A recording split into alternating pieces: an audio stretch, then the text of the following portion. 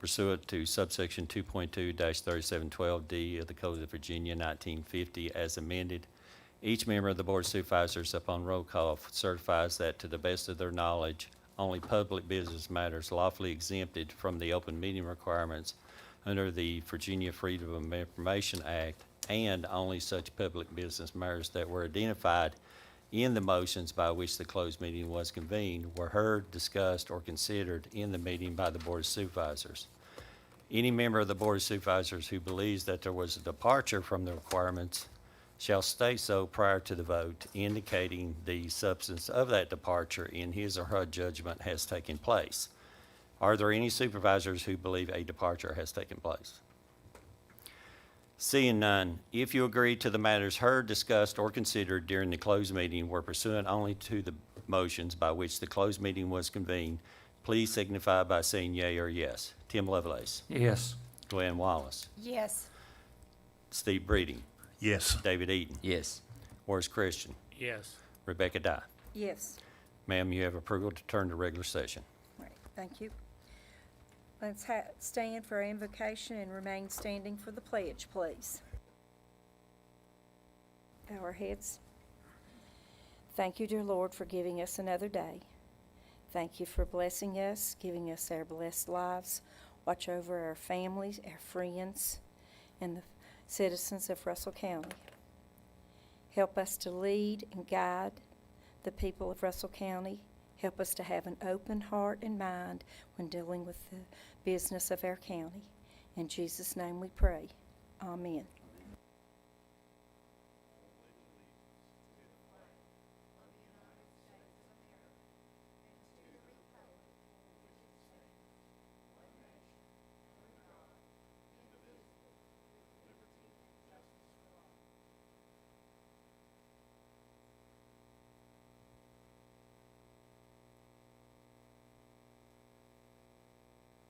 All right, we do need to amend the agenda from things to be included.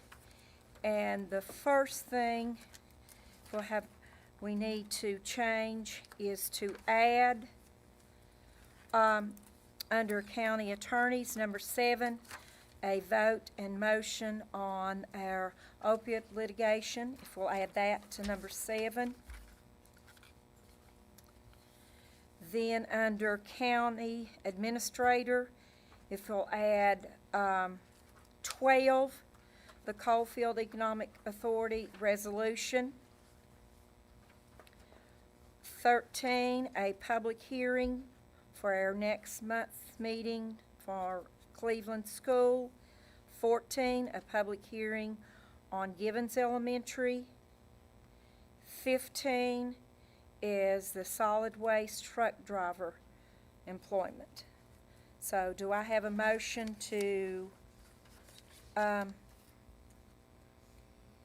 Chair, have the I make a motion amendments? that we amend the agenda as you have stated. All right, thank you, Steve. Do we have a second?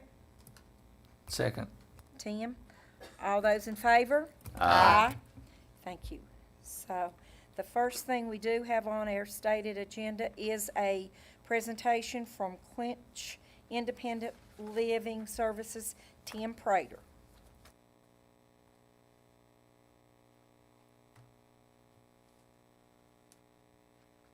Good evening, Russell County Board of Supervisors. Thank you for your time. I'll just take a few minutes of your time.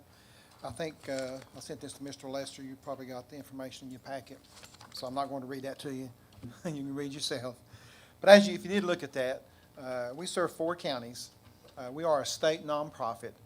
We get a donation of $25,000 from Buchanan, and we get a donation of $13,000 from Tazewell, because we have offices in those locations.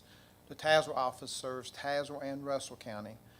The office in Grundy serves Buchanan and Dixon. And what we are, there's 17 independent living centers across the state, and we serve these 4 counties. Our goal is to assist anyone with a disability, and I think we gave maybe 20 examples of some things we do. We work in all 3 Russell County schools. We work in Honeacre, Castlewood, and Lebanon High Schools. We can also work with elementary kids, and we have with a few in Russell County. For example, if a parent says, hey, I've got a first grader, he has he's diagnosed with, say, let's say autism, and he has a bouncing problem. He's just got all kinds of problems going on, he or she. Can you all do a ramp that would help me get my child in and out so he can go to hospital, rescue squads can pick him up? And, that's just one example, and that's what we do. We do a lot of ramps. We're in all the schools helping teenagers mostly get their driver's license. Everything's fast-paced in education now. And a kid with a learning disability just can't keep up, even in driver's ed, learning the book. So we do private tutoring sessions. I have 2 employees who come to Russell County schools, all 3 high schools, at least once a month. We try to get over here twice a month. And we work real closely with Marlene Board, Karen Clay, and used to be Celeste Rutherford when she retired. And 2 of those ladies are on our board. We have a board of directors, and Russell County is represented by those 2 ladies, and they do a wonderful job. And one church we've partnered with, I don't know if any of you all go there, but if you do, I can't thank you 20,000 times, is Rosedale Baptist. They've partnered with us, and they volunteer and do all the ramps for us.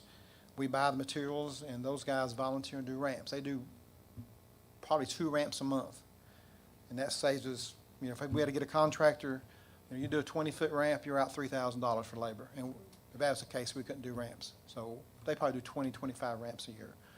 And they're great partners. They're the best partner we have in the Ford County area. And like I say, if you look through your packet, you can see some information there, and I'm not going to read it to you, but this is some demographic. We have to do a 704 report for the state, and that's just demographic information. The only thing I guess I can point out to you, if you look at page 2 on that 704 report, it shows you the breakdown of who we help, how many current consumers we have in these counties. Buchanan has 113, and I guess that's because it's a Grundy office, and if you got an office in the county nationally, you want to have more people come by or call. But Russell County is our 2nd biggest county in helping people. We're up to 87, Tazewell 67, and Dixon 17. Dixon County's not many people, and we don't have an office over there, and it's, I guess, the most rural county out of the 4, so we don't do a whole lot in Dixon County but some. But Russell County, this is my 7th year. I'm a retired educator, principal, and all that stuff. But in my 7th year, Russell County's jumped probably 300%. When I first took over, there's like maybe 15 people been served in Russell County. So we got in these schools, and then word of mouth helped give it to the parents and grandparents. So we have 5, 6 phone calls a day from Russell County wanting some kind of service. And so like I say, you see the service we provide, and we are a nonprofit. We're only 7 employees, 2 employees in Tazewell, 5 in Buchanan, only 3 full-time employees. We've got 4 part-time employees. And we try to put every dollar we can into service to consumers is what we call it. We're serving consumers. That's what we're here for, to help the people who are disabled. And we work with all the nursing homes. We work with the nursing home in Russell County also. So we're a heavy presence over here. We like to be more. We like to get that 87 up to 187. So I'm just here tonight. Of course, you can ask me questions. I'll be glad to take any question. But I'm just here tonight asking if you all do see there's a need to fund us some, help us out. If you can't, I understand that completely. And we'll still be over here. We'll be fighting just as hard as we always did. But if you could help us out a little bit. Mainly, I guess the reason I'm coming now, not 4 or 5 years ago, of course, everybody knows the price of lumber. A 20-foot ramp, just for example, used to be $1,100 just for materials. Now they're going $19. So we've had about a 60%, 70% jump in materials. When you drive, the guy who comes over here, he drives from Tazewell. So you go from Tazewell to Castlewood, that's a pretty good little jump. Tazewell, to Lebanon. And our youth transition team, which goes into schools, of course, they come from Grundy. So Grundy to Castlewood's a good little jump. So gas is increasing and all that. But that's, I guess, the reason why I'm coming now. You may say, why didn't you come over here 5 years ago? Or why are you even here now? But that's the reason I'm here now. Our costs have just increased. And we get state funding. And like I said, we get a donation from Tazewell and Tazewell and Buchanan Supervisors, and we get just a little small federal, not very much federal at all. The federal money is set aside to try to keep people out of nursing home. If they don't get a ramp, they're going to a nursing home. They can't get out of the house. So that money goes for that. Or if someone's in a nursing home and they rehabilitate and they can come home, then we'll make that house successful, whatever it needs to get them out of the nursing home.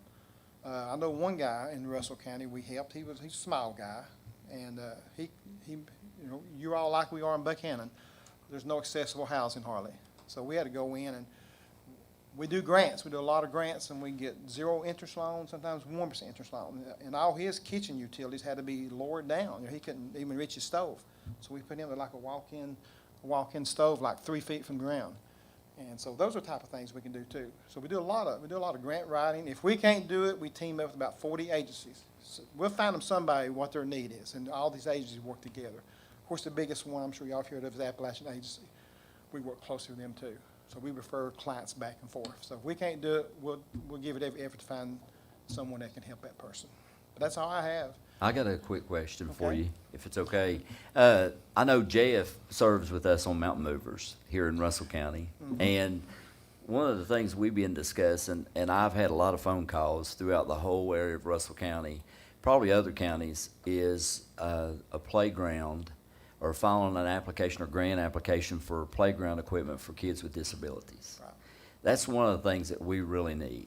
I mean, we really need playground equipment That's accessible. that's accessible Yes, sir. to kids that are autistic, that this equipment, we actually looked it up, it's very expensive to be able to get and bring in and stuff. But I'd be willing, and I know Mountain Movers, because Steve is involved in Mountain Movers, would be willing to partner somehow with you guys. And I think if we was to make an investment in this opportunity, Right. I would like to see, whatever we were able to help or contribute through the budget, to look at all of our districts. We have in, like Castlewood, Lebanon, and Honaker, Right. we have areas that we could build these facilities, but we need, and I didn't have a clue how many kids that we have in our county that have disability issues or autistic. One lady that comes to all of our meetings, her son's autistic, and her thing is, they need a park or they need somewhere to go that's secure, that gives them a little bit of time, and then they can let the children play or, have some sort of guidance, or maybe partner with Mountain Movers to have some sort of volunteer service that can give them a break. And I have a lady that's got 3 kids that are autistic up in Rosedale that she said she can't even go to the grocery store. She don't have any help. She can't get assistance, and it's very trying on people like that. And I didn't have a clue until, we learned this. When you get out there, yeah. When you get out there and you learn this stuff, but Yeah. it'd be very critical to have some of these facilities for handicapped children. Well, it's funny you mentioned it because we just got, I'm gonna say 2 weeks ago, we just got, down from Richmond, possible grants for playground accessibility in these areas. I think they're getting some federal money. I don't know if it's part of the COVID package. One of those, all the packages they're sending down, it's part of one of those packages. And, one of them is accessible playground equipment in rural areas. So we're looking into that. So we wanna, yeah, it's one of those programs. It might have been maybe one that President Biden passed that last week, Reshaping America, or I'm not sure what they call them. There's been so many of those. But it's in there. So we're looking at writing grants for that. If we do, we'll include, of course, our 4 counties for that. So I can contact. I'm I not think sure. our Mountain Movers meetings, I think it's always the 3rd Monday. We had a representative come to Mountain Mover one time. Okay. You did? I don't know if it's Mr. Van Dyke or Mr. Well, Hess. yeah, can't we've remember. just now really tried to get started back. The COVID. COVID has said Yeah, everything's yeah. shut down, so our Right. last meeting, we didn't have a half dozen people there, but this next meeting, No, I we can think be- we're gonna we'd try be- to open it up we'd be and glad try to to get come. back into service. Yeah, if you invite us, we'll be glad to come. Yeah, no problem. Thank you. Y'all, any more questions, or, okay. I'll leave these brochures with Mr. Lester, and he just, pretty much the same information you already have. Thank you all again. Thank you.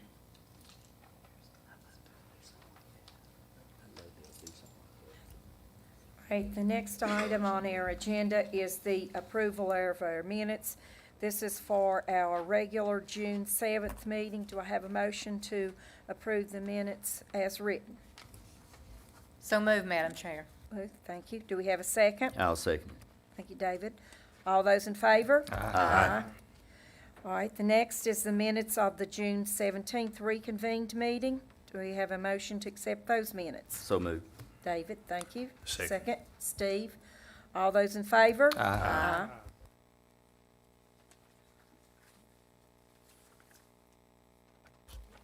Next item is the approval of all of our expenditures in our packet. Do we have a motion to accept our expenditures? So moved, Madam Chair. Steve, thank you. Second. Second from Lou. All those in favor? Aye. Next is our committee appointment boards. The first one we have, Madam Chair, before Yes. we do that, we have talked about this concept of one appointment for board members for all these committees, and everybody I thought was pretty much in agreement. And I would really like to make a motion to get that done before we start into all these appointments. Katie's going to discuss that with us. Well, can we table these appointments until we do something? I think probably the easiest thing to do is just, I guess if you want to just amend the agenda to let me go ahead and discuss this, I have a proposed language that you had asked me to draft last time, instead of moving all the appointments to after. Okay.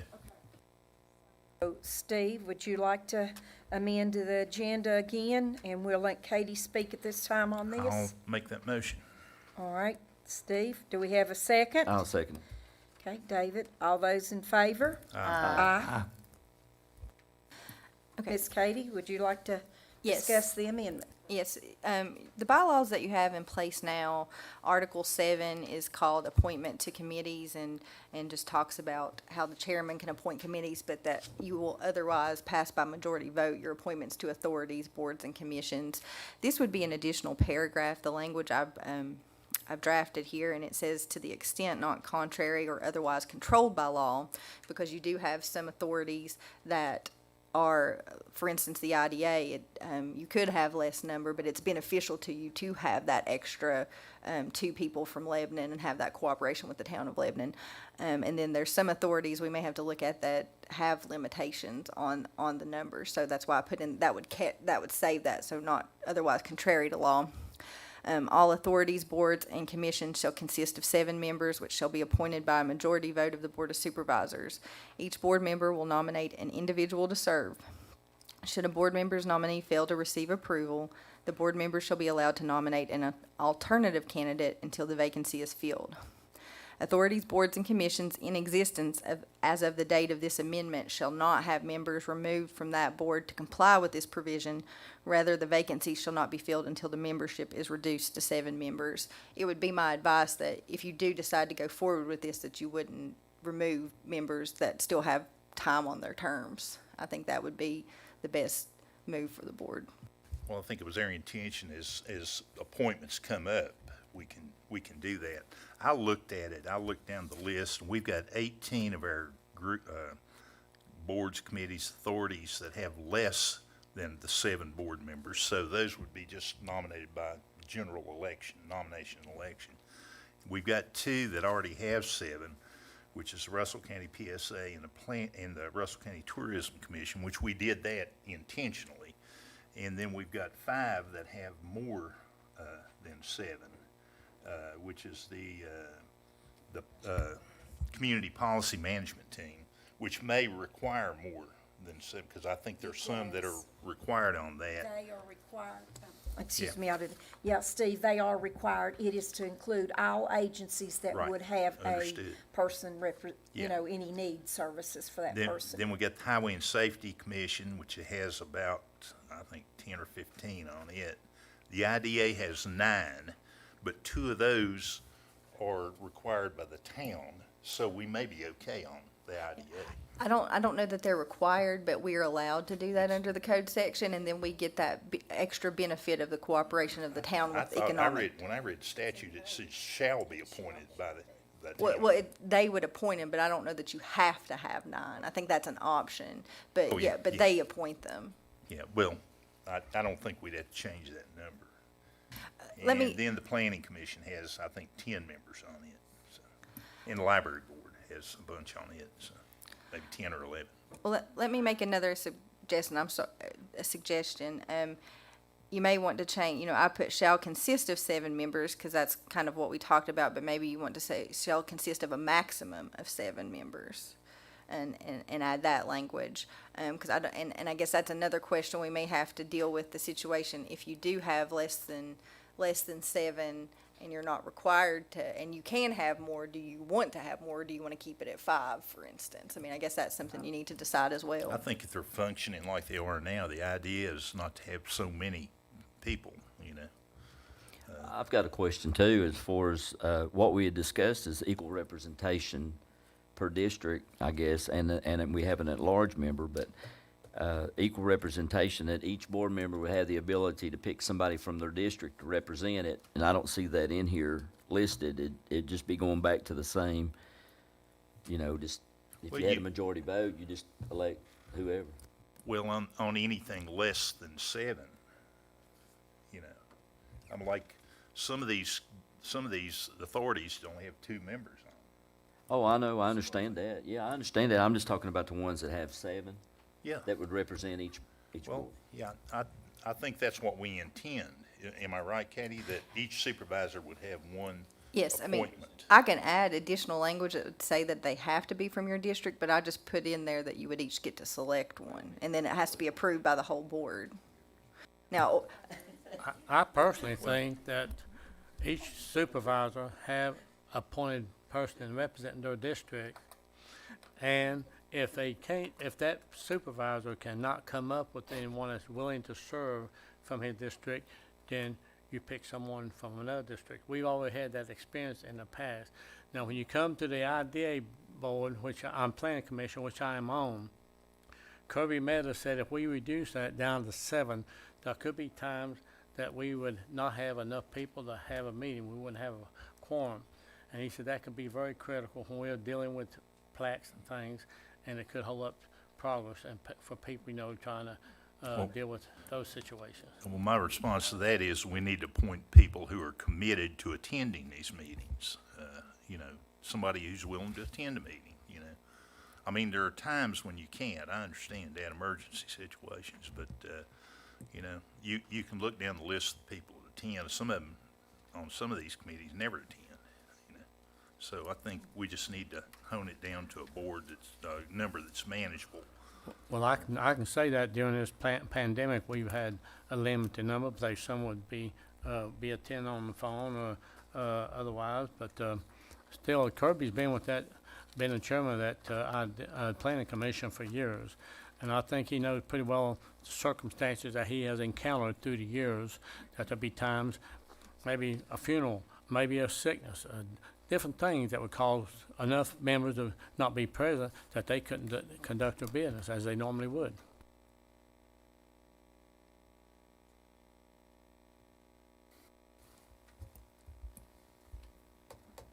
Well, I had a motion prepared, and it's very similar to what Katie has prepared as well. And I'm gonna read it. And I think it's pretty much in alignment with what Katie has indicated. So I want to make a motion that all Russell County committees, authorities, boards, where the applicable articles and/or bylaws of that board, authority, or committee does not specify a number of members, that the number of members on those boards, authorities, or committees be set at the number of the elected members of the Russell County Board of Supervisors, which is currently 7, and that one appointment to each respective board, authority, or committee be made by each supervisor from the citizens residing in the voting district that that supervisor represents. And in the case of the supervisor at large, said supervisor at large may make appointments from any citizen of Russell County. And that on any boards, authorities, or committees where the number of members required is larger than the number of members of the Russell County Board of Supervisors, that each board member will have one appointment to the board, authority, or committee from the voting district that each supervisor represents, and the remaining number of members on that board or authority or committee will be appointed as specified in their articles or bylaws, or by any applicable legislation associated with that board, the IDA, committee, or authority, or by general nomination and election by the entire Board of Supervisors. And that on any boards, authorities, or committees where the number of members required is smaller than the number of members on the Russell County Board of Supervisors, that those members will be appointed by general nomination and election by the entire Board of Supervisors from any citizen in Russell County, which is, I think, is basically what you have said. It's close, but I mean, I've listened to it, but I mean, I wouldn't feel comfortable giving, a complete legal opinion on it just from hearing it once.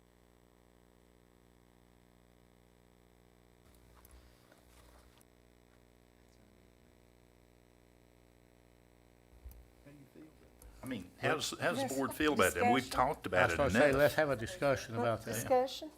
Well, I'll make that motion, and if Okay. somebody will second it for I'll the second purpose of Okay, discussion. David, I'll second second. it, and open for discussion. Okay. Well, I'm just looking at the highway, isn't Mr. O'Quinn the state trooper that, so how Yeah, would and we, that was gonna be one of my things. how would There- we there do are- him? He's a Well, state there are some trooper. people who will be required to be on there. Mr. And there are some who are on there that never attend, Correct. right? Yes. Okay, Yes, absolutely. who are supposed to be there. And by the way, District 2 does not have a representative on there. on the Highway Committee.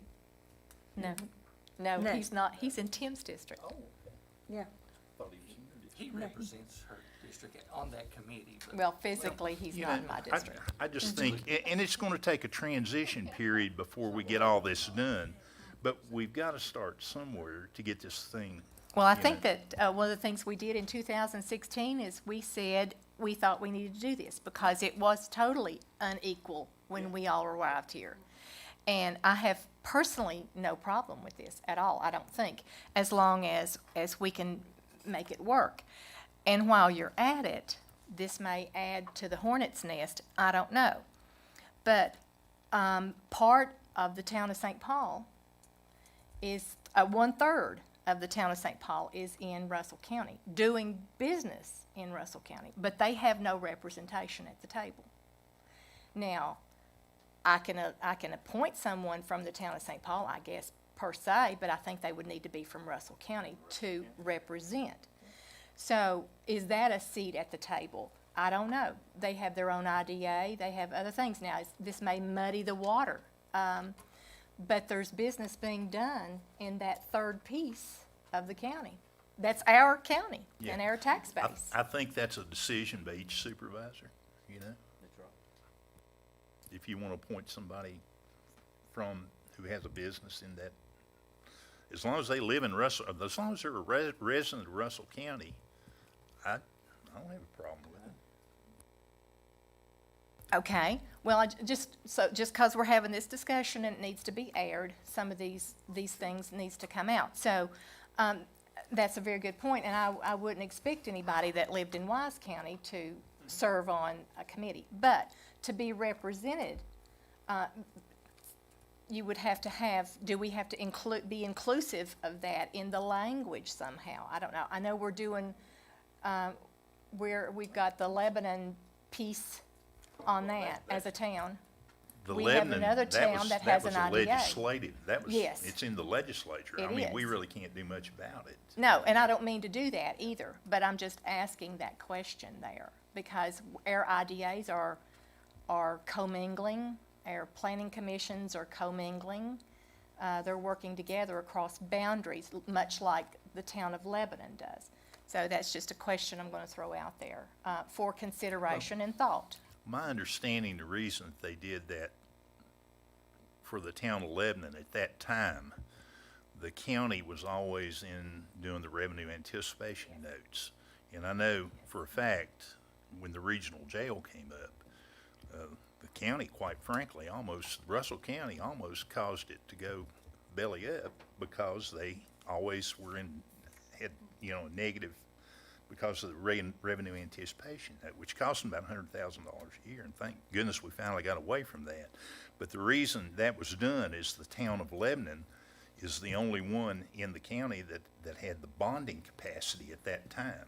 And Of it was 2 writ- million, it plainly states in that code And of it was $2 written into million. the legislation that they have to have two members, And to protect get that 2 themselves. members Yeah. for 2 million. And now you have another piece that just happens to be in my district that has major borrowing power too. That, and I'm saying this because I'm stepping on council's toes here, but we need borrowing power too. Well, I think that's something that the IDA itself probably ought to consider, because, you know, they have their own bylaws and such, you know. And we can appoint, but we can't, I guess we can approve their bylaws, or they do their No. own bylaws, the IDA. They do their own. They do their own bylaws. There's nothing in it So that that's gives you. decisions they would have to make on their own, which I'm perfectly comfortable with letting, you know, do that consideration, you know. Anywhere you can do any kind of bonding, you know, if they want to come up and bond something in Castlewood, I'd be thrilled. Well, there's been times that our attorney has suggested such things as that, and so I think it's a creative idea to get business done and get things done, but I'm not going to step on town council's toes, and I won't reveal the borrowing power that the little town of St. Paul has, but Mr. Lester and I have had that conversation.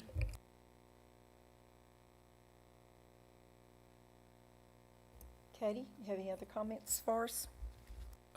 Going back to the members not attending like Steve spoke of, I'd say that we need to make some kind of regulation that if they miss so many meetings within a year, automatically off the board. I say 3 or 4. If they can't attend those, and you'll have those meetings monthly, I say they don't. What use is that, or the owner, what benefit are the owner if they aren't attending the meeting? The highway department only meets 10 times a year, correct, Tim? Correct. They only meet 10 times. They ought to, let's say this, 2/3 of the meetings, they ought to be attended, or like have a good reason for not attending. Is that not something that has to be addressed by each individual group, their bylaws? Yes, I mean, the only bylaws I'm aware of that have to be approved by you all are the PSAs, and that's in the Articles of Incorporation. But that's the only one I'm aware of, but I haven't read every board and authority's bylaws.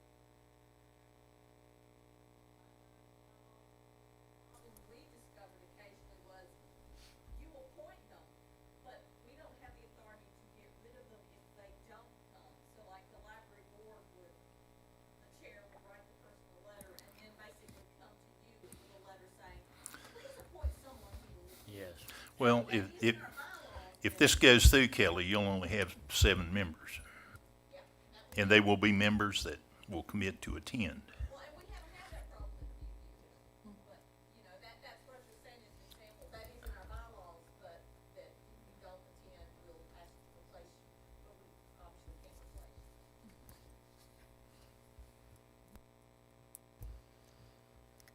Well, I think this is a step in the right direction. It may take several years before we can, you know, bring it to fruition. But nobody will be knocked off a board. But when appointments come due, we'll have to ask Lonzo to look at the location. We'll have to find out where each individual board member lives. And ultimately, we will get down to 1 appointment per board of supervisors, and we will have equal representation throughout the county. So I'd stand to that motion, so I would call for a vote, Madam Chair. The only other thing I'll say is, according to your bylaws, since this was just given to the members, it does say that a copy of the proposed amendment has to be sent with a notice prior to the meeting, but then right below it, it says that the bylaws may be suspended in whole or part upon the unanimous vote of the board members present relating to any matter. So what you would need to do is just have a subsidiary motion to suspend the bylaws as to that notice requirement and vote on the motion. State that again, please. So I understand all that, but like tonight, have we spoken with these members? They do or they don't want to be back on? I mean, we've got people here that, okay, Castlewood's Cleveland, Mr. Jesse's Lebanon, Eugene Ferguson's Lebanon, Tony Maxfield, Honaker, Barbara Cox, Honaker, Henry Stinson, Honaker, Carl's from Cleveland, and Emery, I have not replaced. He's in my district. He's deceased. That's fall off. We didn't do it. So have you all spoken? Are you gonna find out who wants to be? I didn't Do even you know this was coming up until I saw it in the board package. I haven't spoken to any of them. I'm not saying, I don't think we should appoint anybody until we resolve this issue, we decide These what we're going names. to do. These were in our packet last month.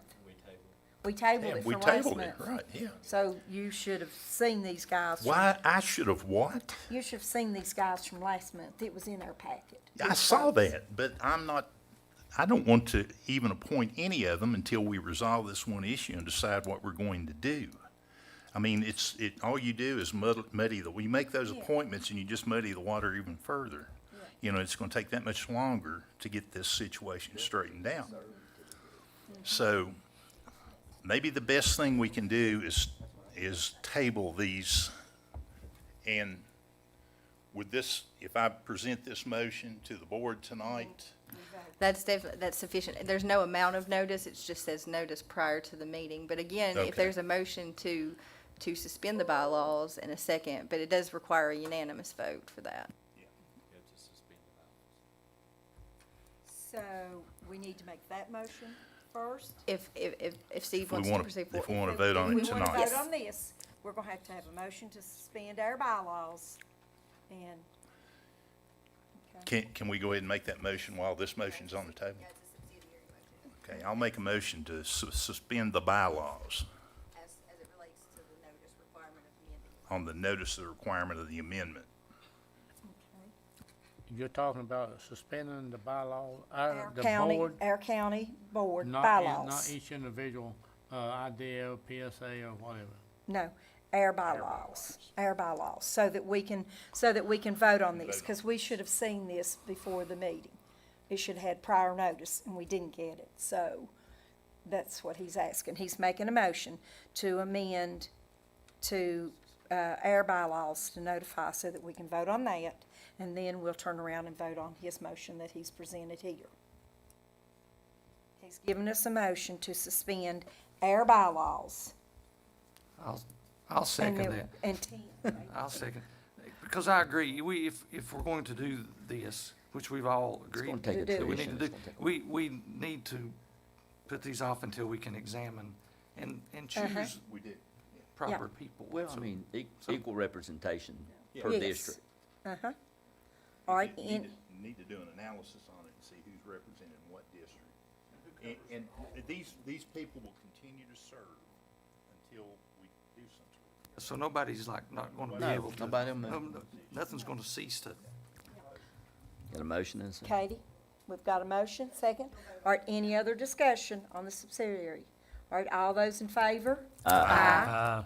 All right, now we'll get back to Steve's original motion, the first motion he made that he read, and David seconded. It is for the committee to make the motion that we make our boards all 7, even. And I'll give this to Kate.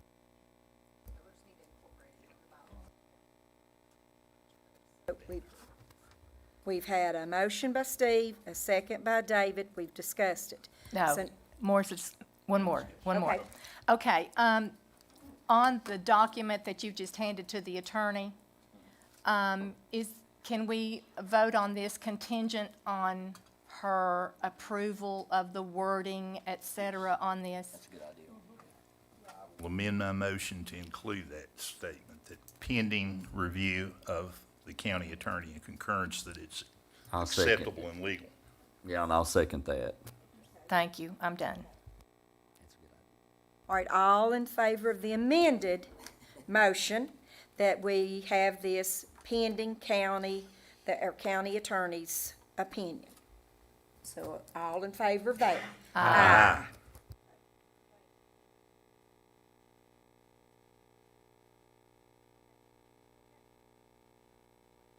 Then, now, okay, Steve, I'll make a You motion that mentioned we to table table. all these appointments until probably next month when we get a report on who is represented and how each district's represented. And also, we have one board member that has a death in the family that's not in Yes, attendance. he's not here And today. in all respect, probably good to have us all here at the same time. Okay. All right, so now we have on the table a motion to table all these appointments.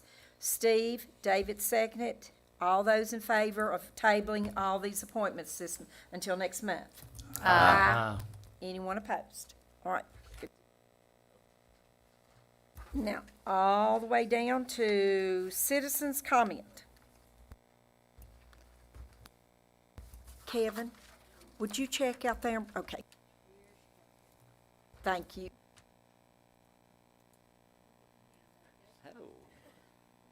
All right, first one we have is Kelly McBride Delp.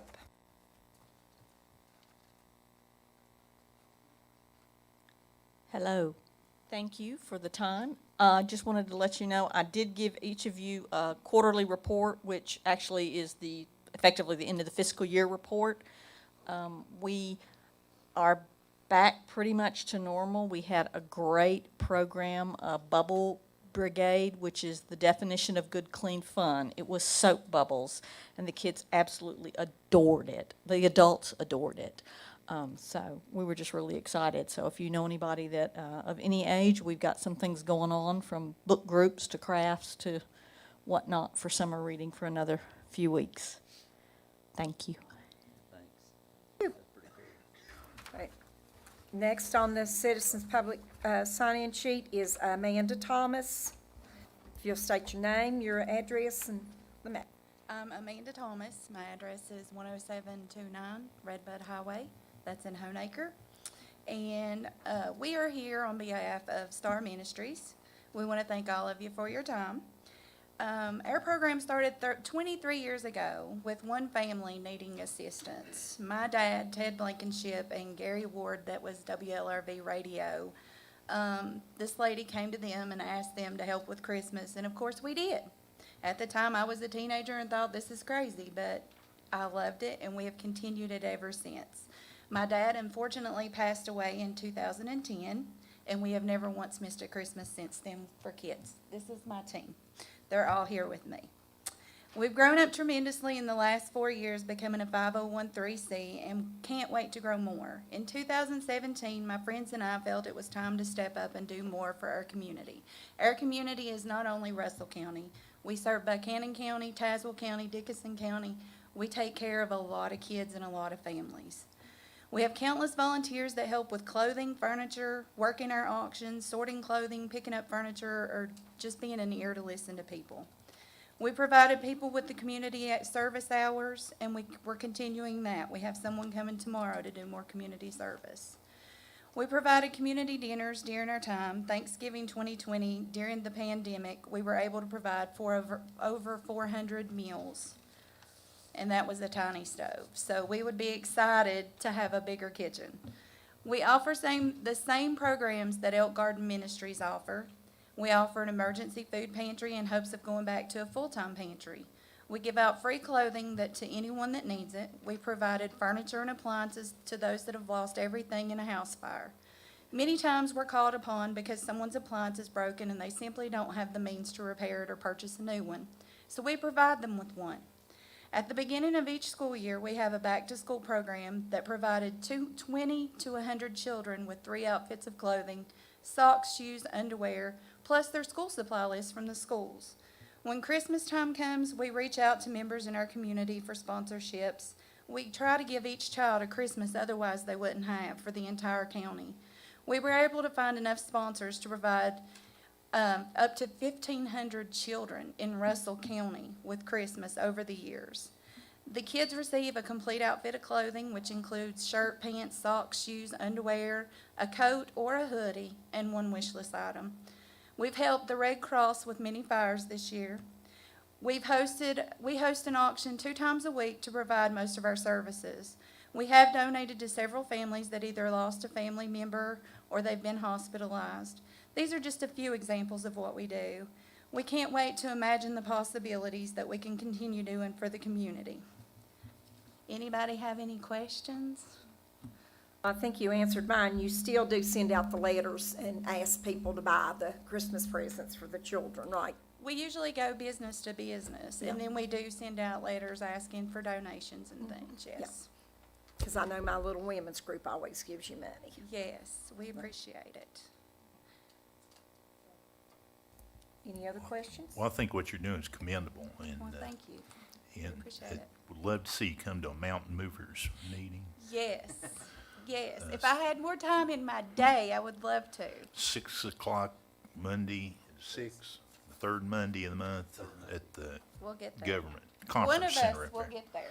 Well, yeah, just come and share your Usually story, two. because the whole concept behind Mountain Movers is people, if they work together, they can get a lot more done. Exactly. And, you know, like the gentleman before had talked about the partnership with Rosedale Baptist, we partnered with them through Mountain Movers, and Right. Rod Wicker does the food, and Woody Scott does food, and you're doing food. You just fit right in, so. Yeah. And there might be, you know, you never know what kind of resource you might be able to come up with. And we have talked about giving to school, and I guess that will be talked about a little bit further in the agenda, so. Okay. Thank you for your presentation. Thank you all. All right. Any other citizens? Any other citizens? Yes, ma'am. Step up and state your name and address, please.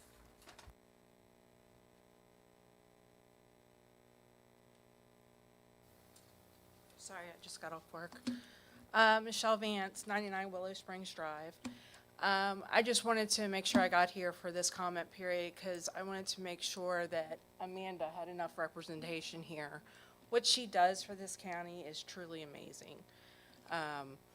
If we had more of this generosity from where I come from, I might not be living here today. I might be still in Maryland, working with people up there. But it's not like that there. The other thing I wanted to say is when you do discuss it later on in your agenda, please remember she is a small organization. She is nonprofit. Everything is donated. Amanda doesn't take anything for herself. None of these ladies do. They all work very hard doing what they do. And that's basically all I wanted to say. I just wanted you to make sure that you take that into consideration.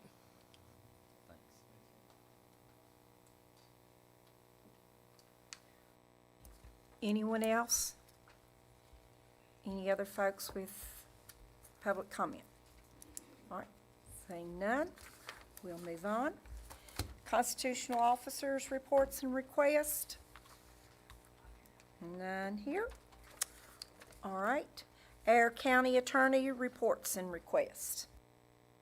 Thank you, Madam Chair. The first item that I have is the county's emergency ordinance for the continuity of government services.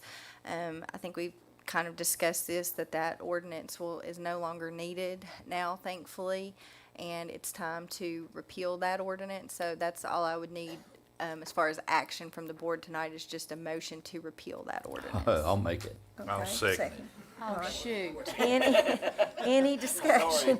You must have been sitting on the horn over there. All right, I was waiting on that one. all right. All those in favor of the repealing of the emergency ordinance for the county? All those say aye. Anyone opposed? I don't think so. Thank you, and we've already addressed number 2 under my reports. The third item I have is really a request for the chair. The chair at this point, we have received 2 responses to the request for qualifications on Project Jonah. As the board's aware, this is a project that we are doing jointly with Buchanan and Tazewell County. So we do want to involve them in the process of that selection. And so I think it would be, ultimately it will be our vote which way to go. But I think it would be beneficial for the chair to appoint a committee to work with Buchanan and Tazewell board members and/or county administrators in selecting the qualified applicant for this. Okay. All right, at that time, I'll appoint myself, and I'll ask Mr. Lovelace if you care to do that, because Tim is certified through the procurement office for the state of Virginia. So I'll ask Tim, will you Care to serve with me, sir? I will. All right, thank you. The fourth item that I have is the sand disposal site purchase. I know the board had previously approved this at the the June 7th meeting. However, I do think there was, a request for a little bit of additional, purchase price. And so, I did prepare a deed for that, and the, purchase price for that property would be $37,500. I've got the deed prepared, but I'm still working on finalizing the title, so you can go ahead and approve that subject to a final title approval by myself. Do we have a motion to approve this? I'd like to make that motion, please. All right, thank you. Do we have a second? I'll second it. All right, Horace. All right, any discussion? All right, all those in favor? Aye. Anyone opposed? Number 5 is the Cleveland High School property. There's some, a potential, industry that may be interested in that, and so, if at the board's pleasure, if we do wish to convey that property, we would need to set a public hearing on that matter.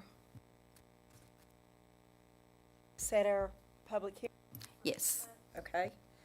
Do we have that? I'll make that motion, Madam Chair. All right, thank you, Steve. Do we have a second? I'll Second. Do you need a time? Or at our next meeting? 6 o'clock. 6 o'clock. Okay, I'll amend my motion to 6 p.m. At next meeting, all right, Oris. Steve made the motion, Oris seconded, and it'll be 6 at our next meeting. Any further discussion? All those in favor? Aye. Anyone opposed? Next. The same thing for Givens, that property, what's being contemplated, my understanding, is a lease, but you would still need to have a public hearing before you could lease that property. So if the board would like to consider leasing that, building, then we would need to set a public hearing for that as well. I'll make that motion to do it at the same time we do at the next. Yes. Second. Second, Steve. All right, any further discussion? All right, our motion for next month's meeting at 6, also a public hearing.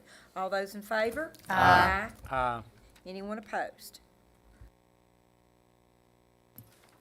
And the last item under, that I have for the board's consideration is relating to the opioid litigation that the county, is involved in, the class action suit, that the, law firm in Missouri is handling for us. They need approval and authority to proceed to vote yes to, the proposed plan in bankruptcy court.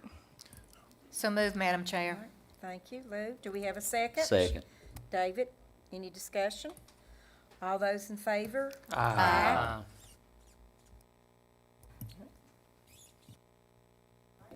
Next on the agenda is our county administrator reports and request. Lonzo? Thank you, Madam Chair. The first on the county administrator reports, of course, is the American Rescue Plan, Relief Plan of 2021. This is the federal money that came down to assist the counties during this time after the CARES Act. Of course, we just got rid of the declaration.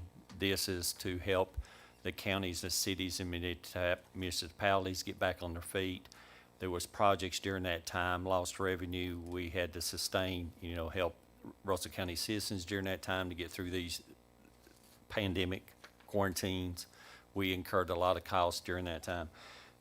One of the cost is broken down in the American Relief Plan is, of course, the first one is infrastructure, water, sewer, broadband, okay? The second is, for stabilization for the locality, for, lost revenue, and it will be also to pick up any reoccurring COVID, especially if there's another variant that comes in. This gives us sustainability on this to take it. The CARES Act is a little different. The American Relief Plan is a little different than the CARES. This is appropriated over a 2-year period, so they're stretching it out to keep you sustained until they call you get over the financial hump.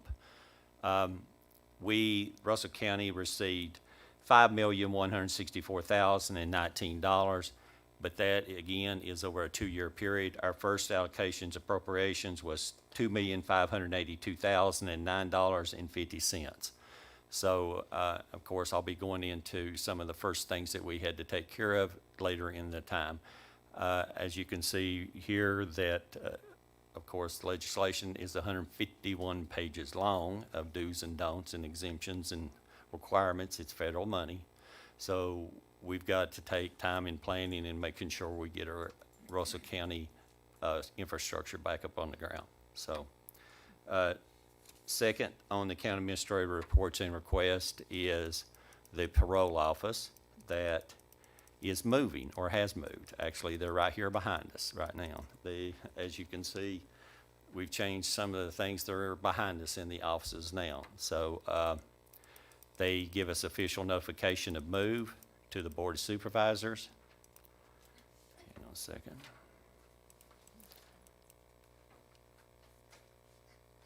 That official date, we have appreciated the partnership with the county over the years and enjoyed the opportunity to be in close proximity to the Russell County Courthouse. District number 17, Senior Probation / Payroll Office, Jennifer Herbert will return all revoke keys, and this will become effective July the 1st, 2021. We thank the county and for its continued assistance during this time. So again, they're right here in the government building now, in the government facility as far as the parole office. Next, of course, I don't know if y'all have seen on we passed the Russell County Litter Control Ordinance back in May with a start date of July to give all residents an opportunity to clean up, get ready. So again, this is on my reports to notify everyone effective July the 1st, these new requirements as far as the litter control is in place. And as you can see, these have four different kinds of classifications for us, penalties and the requirements of keeping exterior residential and commercial property clean. So if you need to look at it, take a look at the website. Take a look at the Facebook. We're publishing it and keeping it up. So, but also next is the county administrator request is for a resolution. This is for the naming. This is Russell County Board of Supervisors resolution, and this is naming of Route 58 location at the Castlewood U.S. Post Office in Russell County, Virginia, as the Sergeant First Class Fred Taylor Memorial Highway. And being a veteran, you know, I like doing these. Whereas on July the 11th, 1965, Sergeant First Class Fred Taylor, U.S. Army Special Forces, the Green Berets, Detachment B-52, Project Delta, where he made the ultimate sacrifice. Project Delta was a deep cover classified operation in Vietnam with U.S. Special Forces personnel training and leading indigents irregular forces in the conduct of long-range reconnaissance patrols deep within the enemy-controlled territory within the Republic of Vietnam. Their mission included locating enemy units, gathering intelligence, bomb damage assessments, artillery, airstrike coordination, special purpose raids, and conducting harassing and deception missions. Project Delta had the capability of deploying into any tactical zone within South Vietnam. Whereas on July the 11th, 1965, Master Sergeant Henry J. Gallant and Sergeant First Class Fred Taylor were the leaders of an 8-man long-range reconnaissance patrol. The team was inserted by helicopter into its area of operation, gathering intelligence north of Highway 19 prior to the large-scale Allied operation to reopen that route.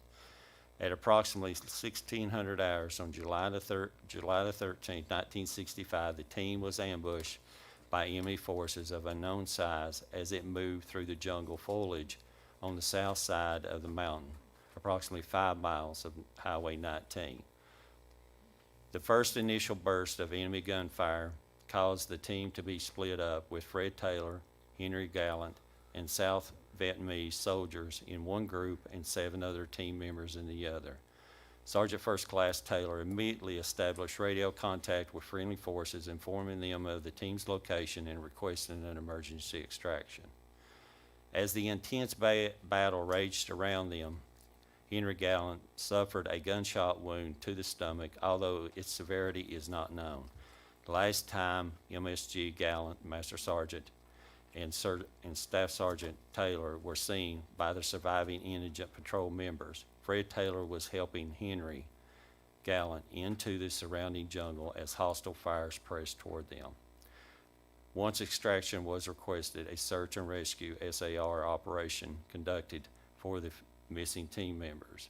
Over the next few days, SAR personnel using both air and ground assets successfully recovered 5 of the indigent team members alive, but were unable to locate any trace of Sergeant First Class Taylor or Master Sergeant Gallant, or the other 3 indigents personnel.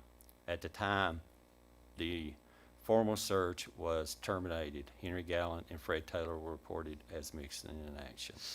In July 1966, 1 year after the loss, a board of inquiry was convened to examine all known fact and circumstances surrounding the loss of Master Sergeant Gallant and Staff Sergeant Taylor. After examining the witnesses, debriefing statements, and other relevant information, the board determined the missing men's status should be altered to killed in action, body not recovered, KIA BNR. Whereas, under Section 33.2-1312 of the Code of Virginia, authorizes the Commonwealth of Transportation Board to give suitable names to state highways, bridges, and interchanges to other transportation facilities, and change the names of any highways, bridges, or interchanges or transportation facilities forming a part of the systems and state highways. And whereas Section 33.2-213 provides the Virginia Department of Transportation shall place and maintain appropriate signs indicating the names of the highway, bridges, interchanges, and other transportation facilities be named by the CTB, and requires the cost of producing and placing the maintenance. Now therefore, be it resolved, that Russell County, in accordance with requirements in Section 33.2-212 of the Code of Virginia, does hereby request that the Commonwealth Transportation Board name the Route 58 location at the Castlewood U.S. Postal Office in Russell County, Virginia, as the SFC Fred Taylor Memorial Highway. Be it further resolved, that Russell County agrees to pay the cost producing, placing, and maintaining the sign calling attention to this naming. I need a motion for approval. Madam Chair, I'd like to make that motion, please. Do we have a second? I'll second him. Thank you. All those in favor? Aye. Anyone opposed? All right. Madam Chair, I would like to say, thank you, Mr. Lester, for reading that. We had an inquiry back in the fall from James McCoy, who actually lived right along there at the post office in Castlewood when he was growing up. And he has done a yeoman's work in research for this name and this man and trying to find his family. And it has been a long time coming. And I appreciate this board for supporting this to send it on to the CTV board. Thank you. All right, Lonzo? Thank you, ma'am. Next on the county administrator request is, of course, we always like these type of letters, the 2021 CDBG grant offer for the Belfast Extension Project Phase 3. We're on Phase 3 now. So we're finishing up Phase 2. This is Phase 3. On behalf of the Governor of Northam, it gives pleasure to inform you that Russell County has been offered a community development block grant in the amount of $640,000 in support of the Belfast Waterline Extension Project Phase 3. This proposal was offered funding under the 2021 CDBG competitive round. So I need a motion to accept the $640,000. I'll make it. Second. David and Steve, thank you. Second. Any discussion? All right, all those in favor? Aye. Anyone opposed? This is in my district, and it does continue the water line on up Mountain Road, almost to the Tazewell County line. It's providing folks on Mountain Road water. Arrowhead subdivision. Goes right past that. And the good thing, it's all grant money. Yes, it's all grant money. Thank goodness for that. Thank you, Madam Chair. Next on the county administrator reports is a contract with the Appalachian Council for Innovation as in Russell County. This is a partnership with the Appalachian Council and Starlink for broadband services for the children that are within the county. These are one of the quadrants, as you can see. The sales is being defined as 60 accounts as a defined SARA area. This is for all the hardware kits and a 2-year service agreement upon 60 accounts that to be decided upon by the Board of Supervisors in 2 of the quadrants. So there is one quadrant tonight and one potential quadrant that will be available in January, February, September. No, I'm the next. September. Yes. Okay. The county will. This is agreement for the 60 kids that are done by the school. This will be done by the county. I'll need approval for a motion on this contract with the Appalachian Council of Innovation for Starlink Broadband Services contract. Okay, we'll take a motion for this and then for discussion. Do we have a motion for this? I'll make the motion that we move forward with the Starlink contract. All right, do we have a second? I'll second. Okay, open for discussion and comments. Have those 60 clients been determined of where they're going to be located? Are they in unserved, underserved areas of the community? Yeah.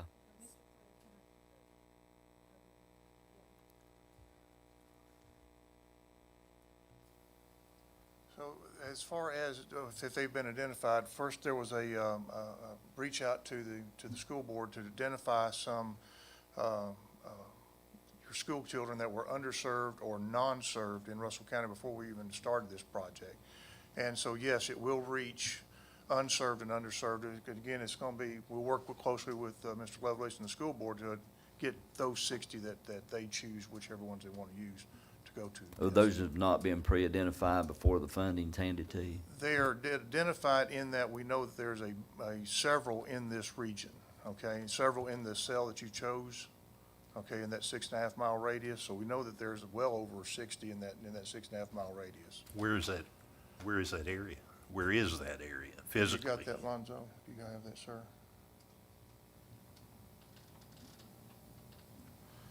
It covers basically Lebanon west towards St. Paul. And the 6.5, I'm trying to think where the center point is. I can't remember exactly where the center point is, but it's a 6.5 So mile radius. That's 60 customers for 200,000 Yes, sir. in investment. Yes. That don't, the only thing about it is, see, I've got a lot of areas in my district is desperate need of it. And we've got, Starlink is telling us that we're gonna be able to do more sales literally by September. We should be under contract for more sales. If you want more, we can get more. But you're gonna Literally- come back more money. Well, yeah, it kinda goes with it, but yes. But yeah, there is opportunity to get more of Russell County covered, absolutely. Well, and you know my district very well. So I'm desperate for help in my district. And all of us agree that this is what we need to do. We can't shift the sales or anything around, can we, at this point in time? We cannot. I asked. And they said, no, not yet. No, we can't do it. But- And I did ask. But we have VODI money, because I'm with Cumberland Plateau, and we have VODI money, and Mr. Breeding can attest to this, to put this to the homes for the money that we've got with the VODI money. And so what all of us are in a quandary over is, and I'm not trying to put you under a microscope, please forgive me. Okay. But what we're needing is, we need these children that have no way of getting service in 3 years. Agree. Well, the problem is that But our we re- sale is not where we need it, Mr. Purdy. we're going, what we're going to do is duplicate service. All you're doing is that overlapping an Lottie area is- that already is has service. See, here's the required to two give. quadrants. Yeah. These are the two I've quadrants. already looked at it and mapped it out as far as the areas that already have existing broadband access. So all we're doing is really duplicating, unless you get into some area regions, you know, you have 2 wireless carriers, you have fiber optic carriers, you have all these carriers that's already in existence and fairly affordable.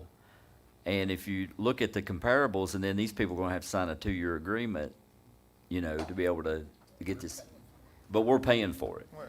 But according to the scatter diagram that we've got from Russell County Schools, in that quadrant, there are several unserved or underserved students. Yeah, but will they be served by this contract that has been approved, the $16 million contract within the next year and a half that's going to run fiber optics to these areas? We don't know. We don't know. There are areas that legitimately need this, like up on top Sandy Ridge, where you'll never get fiber to there.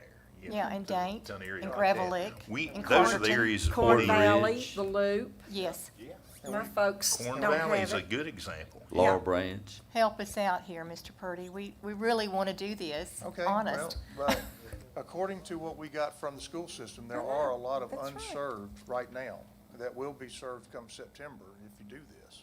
They might be served come September by the or not Sunset, but Point Broadband.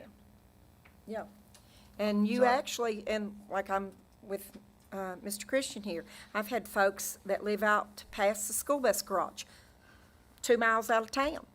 They're not going to be caught with this. Are they they're. They're outside of that sale. They're toward the mountain, they're toward Clinch Mountain, and you're missing a whole swarp of people. I didn't pick the circle. We're not trying to No, shoot we're not the trying to take messenger. you, but I'm saying those We're sales. speaking to you, hoping you'll speak to someone else. Well, I tried. I did ask Starlink, when I spoke with them on the phone last Thursday, if it was possible to shift the cell, and they said no. And so I don't know there's nothing else I can do on But that. it's not gonna benefit me at all in my district. And a lot of areas, I've been fighting tooth and nail to try to get something to these people that need it desperately. Right. And these are in valleys and corridors that the satellite would help. Right.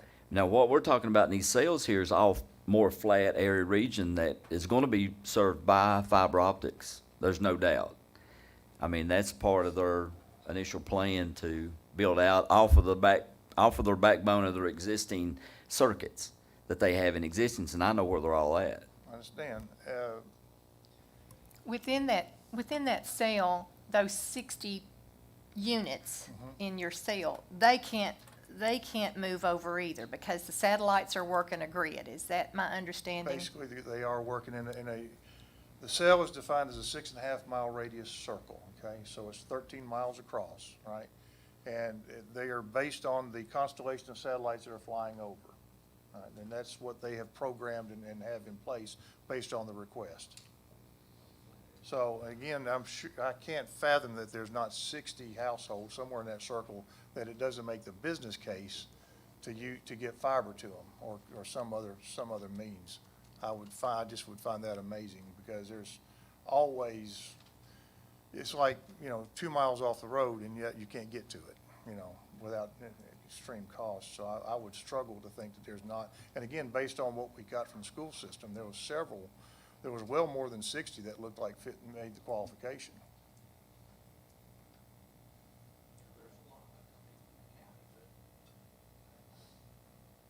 I get everybody's concern that the quadrants basically cover areas that are either served or hopefully soon will be served. That's the problem. We need to, we can't throw a couple $100,000 around to serve an area that one broadband is 3 months later going to come right back. Or Scott County Telephone's in that same area. And We need to identify the areas, and there are legitimate areas that we'll never be able to. We've talked about this. You're not going to Dayton Carterton in 3 to 4 years, according to Point Right, and Broadband. we've got a quadrant, there was another cell that covers Daint that is also lit up, or will be lit up, that can cover Daint. Can we get that one Yeah, you can get part of it. without taking the other two? You can get part of it. You can get, because that one's a shared cell between Dickinson and Wise, and So, Yeah. so we could do that. you can do, yeah, again, it's part of it. And again, that's a negotiation that you guys will have to work out between the other two counties as to how many of those cells you can, or accounts you Oh can get. dear. Okay. It But, sounds like it needs to be a regional, project that needs to be mapped out, Well, how it- that the counties can partner together. I mean, I'm It- saying, but we've not conversated with Well, Buchanan and Dickinson and those people. I understand. You see what I'm saying? I do, I mean, but- if they'd be willing to split the cost, well, on that one particular cell, that one is there, yes. But the one that was selected is the one that was selected. I mean, We need to have conversation with those counties And Point in Broadband. Van to see what's there.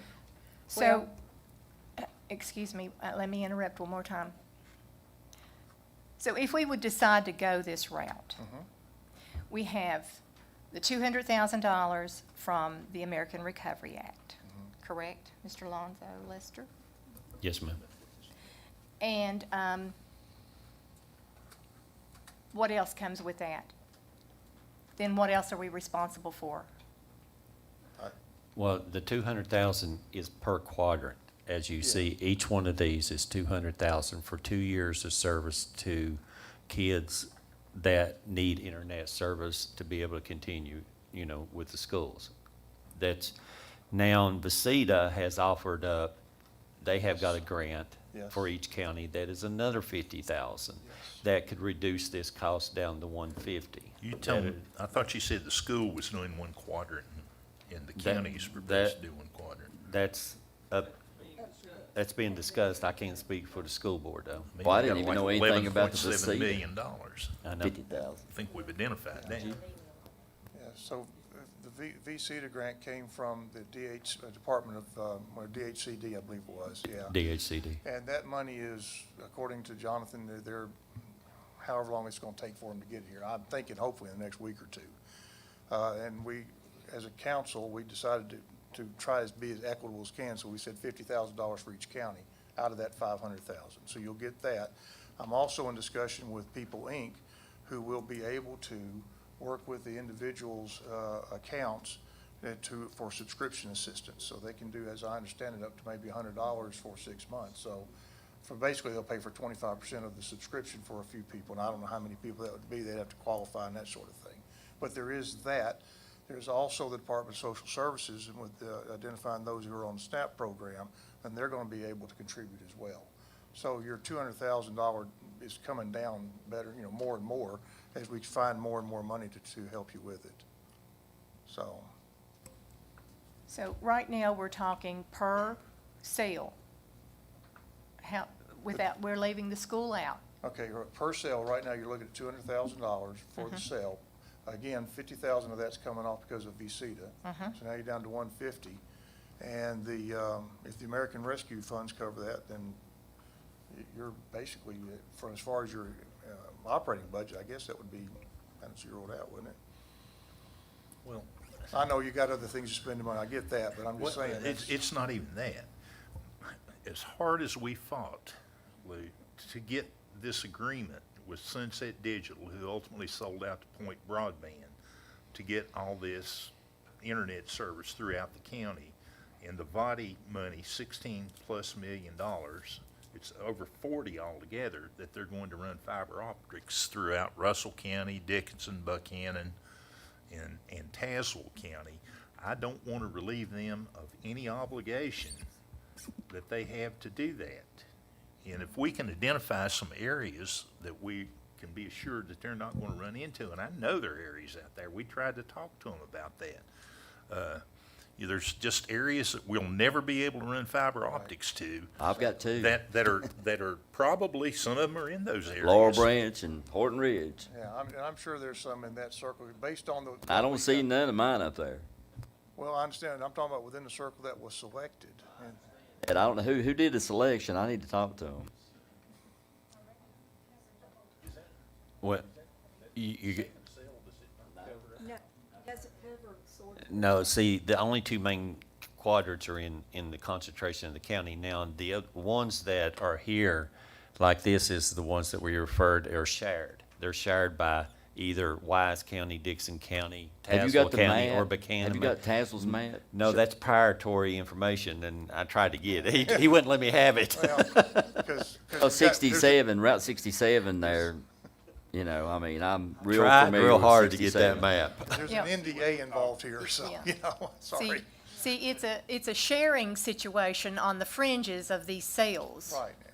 And that's where we need the Right. help. Well, and again, okay, so if it's on the fringes, you can still get to the fringes. It's not that it's all gotta be within, you know, right close to the center. It'll hit the fringes. That's the whole point of the 6.5 miles. It will reach that far out.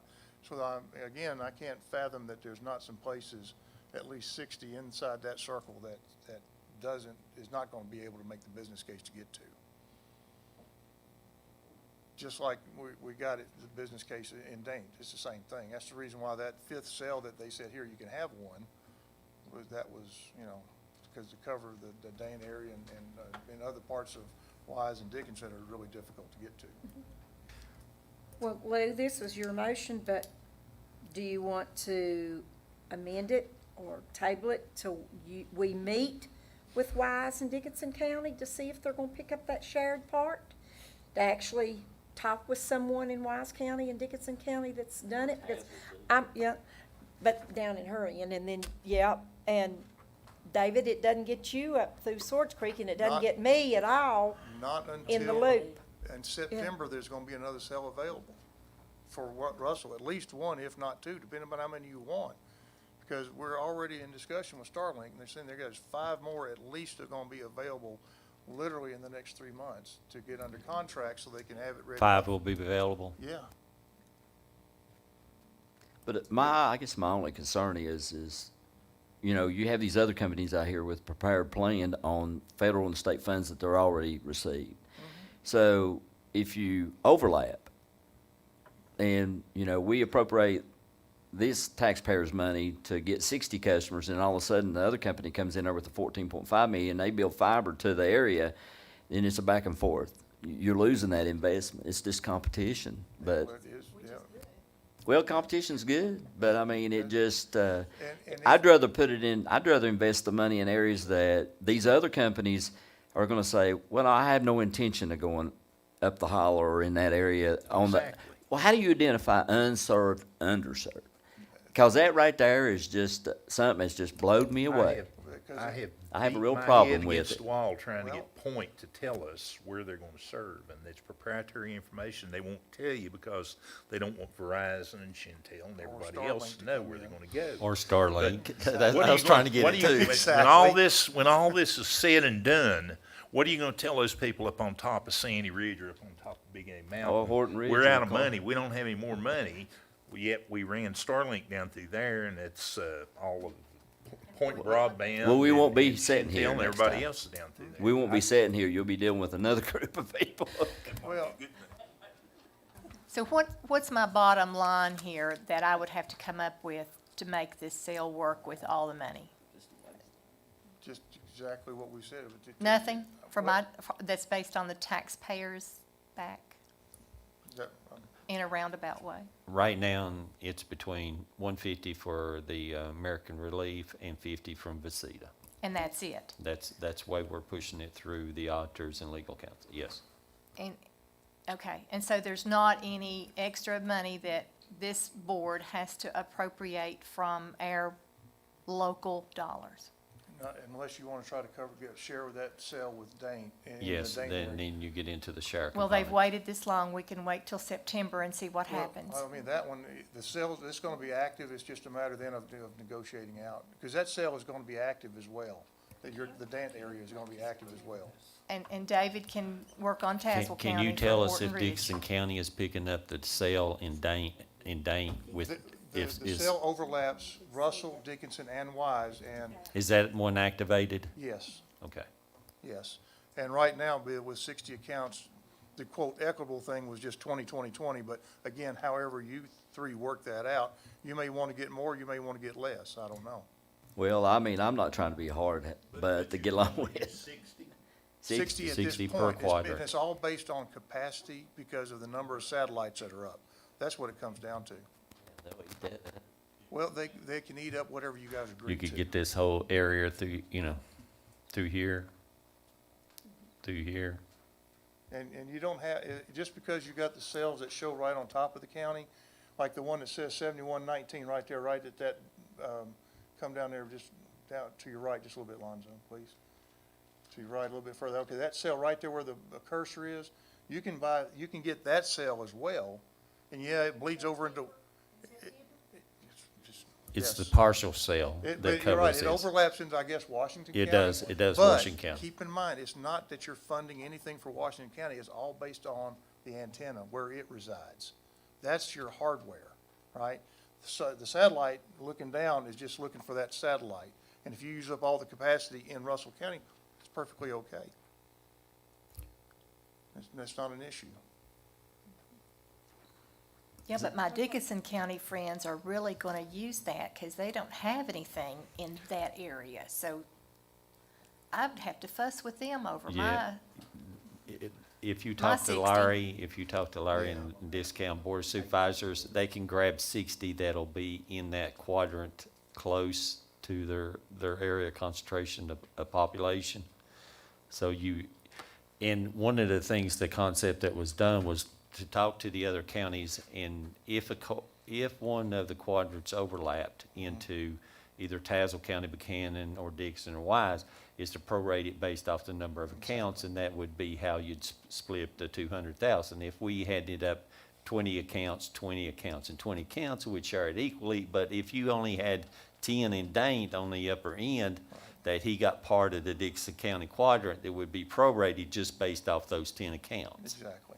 gotcha. And then the balance could go to either Wise or Dickinson. And What you're gonna have to deal with is you're gonna fulfill 60 accounts, and you're gonna miss 61, 62, 63, and then people gonna be upset. We're gonna worry about that At this, later. at this point, David, that's very true, but keep in mind, this is all about capacity and satellites. And Elon Musk is shooting up a rocket literally every 5 days. And the reason why he's able to do that is because he's reutilizing those boosters. He went up with one, didn't he? No, that was. Oh, as the other that competition. That was the other billionaire. No, I'm not trying to be, I have I just became a grandpa. And, we can look at this however we want, American Relief Grant, free money coming down the pike. Somebody got to pay us back. Our grandchildren's gonna have to pay this money back. Now, you can say whatever you want, well, it's not gonna impact the taxpayer. That's bull. Cause down the road somewhere, somebody's gonna end up having to pay all this, Biden administration free funding or whatever they're sending down the pike.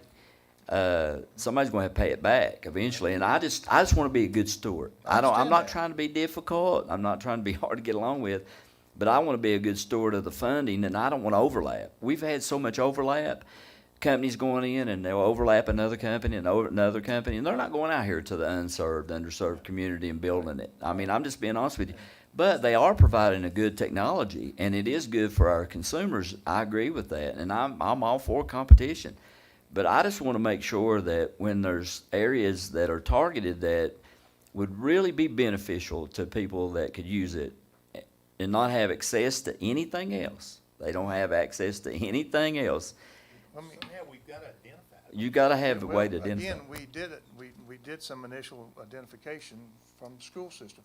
Are any of those 60 are any of those, I don't know, there's about 100 of them, or 150 or so in this one cell?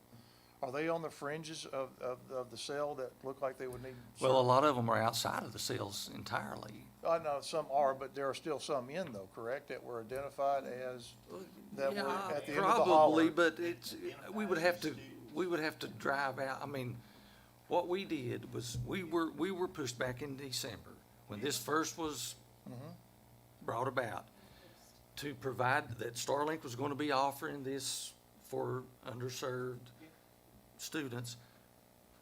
You need to submit your data of any students that the addresses. Of course, it had to be just. You've got addresses and all. We've got addresses on the ones that told us on our survey back during the pandemic that they did not have access to high-speed internet. Now, have we driven out and verified no. I mean, But even working with that, we need to down on the wood. And needed to drag Joseph Tucky in here and say, Joseph, you want to service it? He said, no, there's your project. That's all I want. I want to use the money. Well, We you could agree. ask me the same question, and I can say, yes, I will.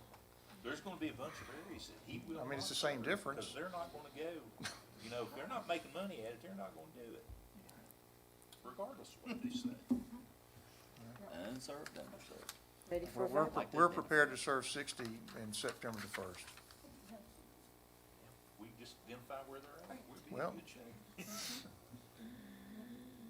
Call for the vote, Right. Madam Chair. All right.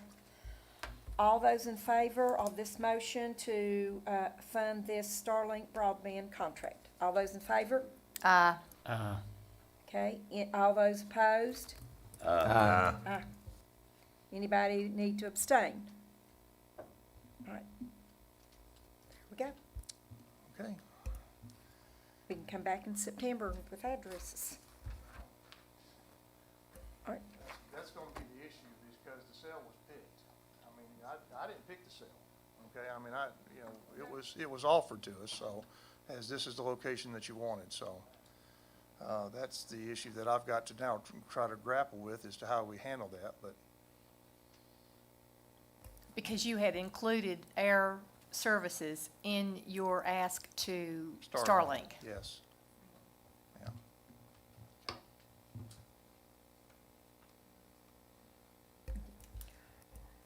Next, Mr. Lester, the American Relief Funds. How we're gonna start you. spending it. Thank you, Madam Chair. Again, as previously spoken of the American Relief Fund grant, again, we got $5,164,019. This is the multi-year, the total fund. Again, 2.582, 2009 and $50 for FY 21-22. Of course, we had to take care of what we call the safety net agencies first. We had to take care of all the rescue squads to give, appropriate out, funding for their, each one of the fire and rescue squads at $15,000 each. We are, with the rescue squads each receiving that $75,000 that's being appropriated to the rescue squads, $120,000 that's being appropriated to the fire departments, and of course, the food ministries is $15,000. And the infrastructure, these are the projects, of course, the first one up there that has, is with assistance to the Russell County PSA for the fire hydrant repair for $30,000 to repair the fire hydrants, and repair to the structure foundation to the Russell County Honaker Library, and of course, to the Russell County Sheriff Department, the Castlewood radio. When we implemented the 911 during the digital upgrade, there was a void, and this is another one of those voids overrun, for the Castlewood area. To get continued emergency services into that area, we have to put an additional booster into the Castlewood to get it moved down. And I need approval for those. I got a quick question. Since Ms. Thomas is here tonight, with her project, she's a nonprofit. Yes. Huh? Yeah, she's a 503C. You do a food bank? Could we add her into this? We did previously. She got funded under the CARES. She's not, and she's in limbo right now, so she's got to, once she gets established, yeah, she would be eligible. These other people get CARES now? Yes. Okay, as long as you do have an application in for this additional funding? There is no application on this. So you all just make a determination? Well, they got to be active at the time, and she's When- progressing towards being active. Well, I know, I understand. Thank you. Well, let me just kind of, I know we've discussed this and everything as far as the Gibbon School and everything like that, and we have to have a legal says we have to have a public hearing to bring it before the public to be able to do that. And I know you're in a real bind. I understand. I've had a conversation with you to be able to to, However, I think we'd like the county administrator and the county attorney to go ahead and start negotiating with you to see if we can work out a lease, because there's some costs that are just hard and fast costs, you know. So, you know, it's not that we're gonna sit idle until this public hearing. We want the county attorney and the county administrator to work with you and see what we can get worked out. And then, we'll know at the county at the public hearing. I know you're in a real pickle. I understand that. I mean, we gotta follow the legal guidance of the legal counsel, but, you know, I would like to, if something was to happen, you'd be blessed to work all this out and get you the facility. I would like the board to take into consideration, because that would be a huge impact to get that money. I mean, to be able to get you a facility and $5,000 would even be a blessing in itself. But I just wanted to bring that up. Yeah. So, Are you currently serving? Because that's one of the requirements under American Relief. You have to be, when we prove this on that date, they got to be in service. You're still serving, right? Serving. We were in service until about 2 weeks ago. Actually, we're still in service. Till Thursday. Okay, we'll work through that. Let's get all the details, me and Kate. Yes, yes. But I will need approval for these minus, you know, the ACI for the school.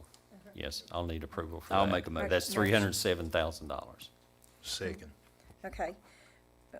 Motion by David and a second by Steve. Any further discussion? All right, all those in favor? Aye. Anyone opposed? All right, Lonzo, next. Next on the county administrator reports and requests, is VDOT still here yet? I see one of them. Where's John at? He was here, Mel is here. First, next one is Anita's public hearing concerning VDOT Route 637, a discontinued bridge prospective easement of right-of-way, which has a 30 foot in width and 0.2 of 1 mile. This is into, of course, the Swords Creek area. We have been working with John. Is John here? Did he leave? Oh, did he? Okay. This is a bridge that was built in 1913, and we've got complaints trying to clean it up. But one of the things that we have tried to explain to the community and to the adjacent property owners, in 1913, then under the Byrd Act, when it reverted down, we only picked up the easement. We don't own the property. We don't own the bridge. VDOT is working with us right now when they discontinued the use, but it reverted back to the county, so the county now has to go through the process of doing a public hearing to abandon that easement. So what it amounts to in legal and layman terms and VDOT terms, of course, I pulled all the minutes and it's in y'all's packet, and you can see it right here. The road originally went through and connected into here. VDOT came in and put this bridge in and routed the traffic through here and came back through. There's actually an old road bed through here with an existing bridge that was built in 1913. Well, when VDOT put this new section in this, they discontinued the use on this. They didn't abandon it. So it reverted back to the county on the easement, the prescriptive easement. So we're going to have a public hearing to discontinue, abandon this section of easement all the way through here. The property owners that are adjacent here would love it because now they have no easement going through their property. So we're going to request a public hearing to abandon this proposed road bed and bridge. I'll make a motion. All right. Have that public hearing. Is that gonna be on we'll have 3 public hearings? Yes, you will. 3 public hearings. Second. Pack a sandwich. All right, any other comments? All those in favor of this public hearing for this discontinuing this bridge? Aye. Anyone opposed? Thank you, Madam Chair. Next on the county administrator reports and request is the Deputy Emergency Management Coordinator position. This is a part-time position to assist with emergency management. And of course, we just got rid of the emergency declaration. I have offered the job to a candidate and have accepted, so I need approval for a motion and movement on the Deputy Emergency Management Coordinator. All right, do we have a motion to hire a So- part-time? So moved, Madam Chair. Steve. All right, do we have a second? I'll second it. David, any discussion? You have a motion and a second, but I Yeah, asked in the and- other meeting to postpone this to another month, that we can review the application of some other people that's interested in this position, as well as have some more interviews by Lonzo and Jess Powers, which is the head of that department. All right, any further comments? All right, all those in favoring of hiring this candidate? Aye. Anyone opposed? Uh, Okay, thank you. Nay, all right. Thank you, Madam Chair. Next on the county administrator request is another position. It's, I regret to say that our Russell County Tourism Coordinator has took another job. So, we will, I'm asking the board to accept a resignation and also approval to advertise for this position. So moved. Second. David, and a second. Lou? All right, any discussion? All those in favor? Aye. Anyone opposed? Okay. Next is a request for travel for Frida Sweeney and Crystal White for the Commissioner of Revenue. This is their Commissioner of Revenue's conference. This is a requirement for their certification annually, which during the COVID, we didn't have it, but they hadn't had it in 2 years. So this is a 2-year awaited meeting. So I need approval for motion for approval for the Commissioner of Revenue conference. So moved. All right, David, do we have a second? to appro- Second. Lou, all those in favor? Aye. Anyone opposed? All right, one sec. Thank you, ma'am. Next is the, of course, that was added to the Virginia Coalfield Economic Development Authority, VECITA resolution concerning Virginia's General Assembly 2021 Commission. This is a resolution in conjunction with the Buchanan County, Dixon County, Lee and Scott, and the other surrounding co-counties for resolution of support for the Virginia Coalfield Economic Development Authority, whereas the coal and gas resources are continually extracted from Russell County as a producer of coal and gas in the Commonwealth. And of course, whereas the Virginia Coalfield Economic Development Authority, VECITA, is the primary means of fostering diversification for the county's economic way from dependence on coal and gas industrials. The board finds that VECITA is a critical economic development tool for Russell County based on the hundreds of jobs retained or created in Russell County over the last 4 years with VECITA financing, and the hundreds currently being created due to VECITA's financial incentives, and the many, many more created or retained through VECITA's efforts over its long history. Whereas pursuant to legislation passed in the 2021 session of the General Assembly, a commission was appointed to discuss reallocation of VECITA's primary source of funding to institutions which may or may not be successful in the field of economic development and may or may concentrate their efforts in Russell County as VECITA has. Now therefore, if it be resolved that the Russell County Board of Supervisors hereby reaffirms its support for VECITA and its operations to defunding of its programs or diversification of resources to other entities. I need a motion. Do we have a For motion approval. to accept this resolution? I'll make that motion. Also, I'd like to separate state that we would request that this funding be reallocated back to VECITA on the $1 million that we're going to be losing with the governors and where they done away with the coal tax credit. It's going to be a huge impact to Russell County. I'll tell you, a negative impact. So this right here, absolutely, we need to make sure that that money's restored back to VECITA. I mean, I don't think we need another project. I think we need to support what we have, and that's just my feeling. Second. Any further discussion? All those in favor? Aye. Anyone opposed? I abstain. Okay. Next on the County Administrator reports and requests. This course has already been done. The public hearing for the Cleveland school property transfer to the IDA has been set. The public hearing for the given school property has been set for the lease. And the last one that was added is an approval for the solid waste truck driver approval position. That is currently, right now, we are running Leche, and it is working very well at the Dank Sewer Treatment Plant and at very minimal cost. I need approval for a driver. So moved. Second. Second, Lou. Any further discussion? All right, all those in favor? Aye. Anyone opposed? Madam, that concludes County Administrator reports and requests. All right, matters by the board. Tim, do you have anything? No, ma'am. No, thank you. David? Just one thing, I just want to make it clear too that on the property that Lonzo showed of the Cleveland School, that won't have any negative impact with the Appalachia Gateway and Horse Association or the trash site or the cemetery. I just want to throw that out there, even before we have the public hearing. I know that'll come up, but I just wanted to go on note and make sure, but I appreciate the board tonight. Steve? Yes, ma'am, I've got a couple of things. First, I had somebody call me about the signs at the waste collection sites and ask if they could be updated.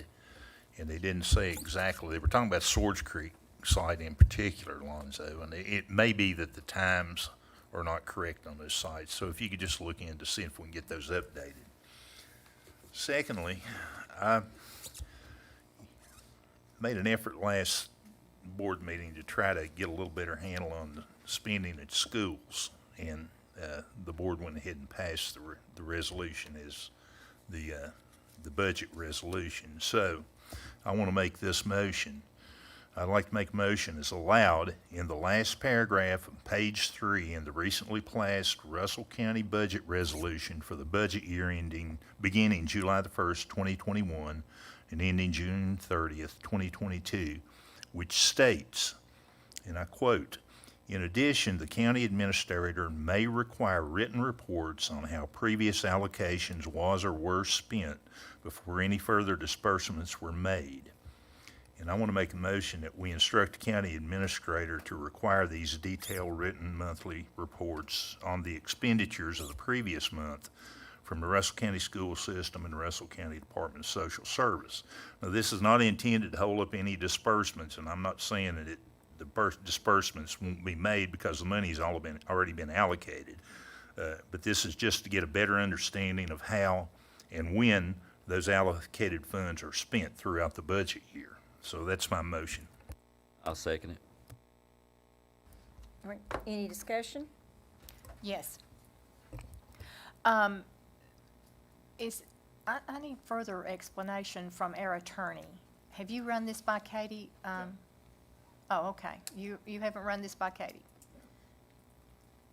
Okay. You want to expound on that, or do we need to have your overview of that? No, it wouldn't be amending the bylaws. No, really, and it's not an amendment to the resolution, it's just asking that he enforce that. So, I mean, Not to hold up any disbursements because money's already been allocated. We can't do that. and I really can't speak for the Department of Social Services, but, because I don't attend their meetings, but attending the school board meetings, I do know that they pass every monthly meeting they have, they approve their bills, and there's a list of financials, and is that what you have in mind, or?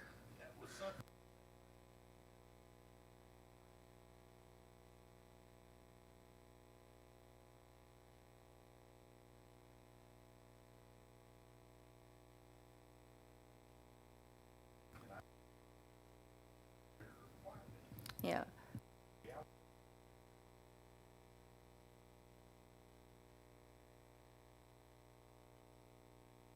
And I guess sometimes, I guess, just thinking about how they go, which they'll have the agenda a few days before they meet. Most often, well, no, I won't say that. Sometimes they meet before you all, and they will have already approved it by the time you have your meeting. But sometimes, for instance, next month you meet on the 2nd, and they'll meet on the 5th.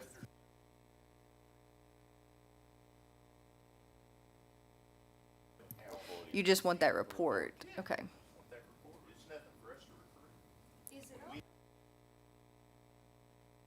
Is it on their website? Does that girl, their clerk put it on their website, or do you know? It's on board thought they docs said and it that the was. public can see the financial report. But I mean, I don't think that would be overly burdensome. Well, I'm not gonna say that either. Okay. I don't want to speak for other boards, but I mean, I do know that they prepare that monthly report and it's a part of their agenda.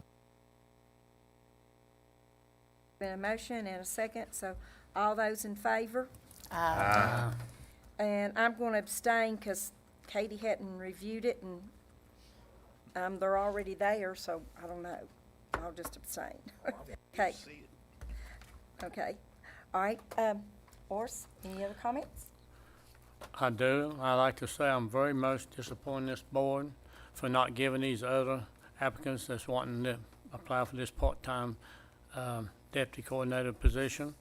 I think it's only fair for each one that gave an application to be able to be interviewed.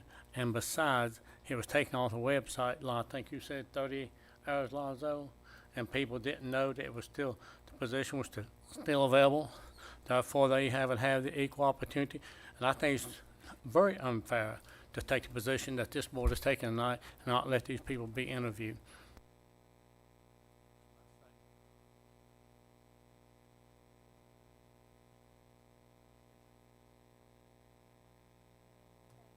Let's remember Carl, he lost his grandfather in his services tonight. And our next meeting will be August the 2nd here in this boardroom. So do I have a motion for adjournment? So moved, Madam Chair. Second. Lou, second.